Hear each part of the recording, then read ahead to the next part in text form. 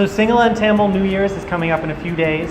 Today, to commemorate, we're making Murukku, which is a spicy Tamil snack. We hope you watch and try it for yourself at home.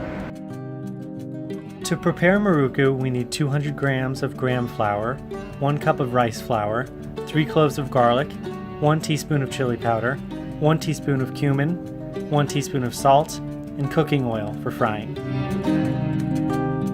First, take the garlic, put it into the wangedia, and pound thoroughly.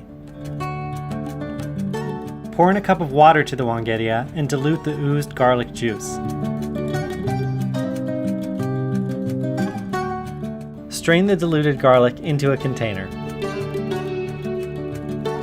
Add salt into the garlic extraction and set it aside. Next, add the rice flour into the graham flour and add chili powder and then cumin into the flour mixture.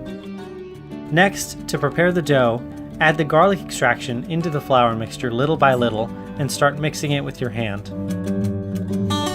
Keep mixing the dough until it makes a solid, dry texture.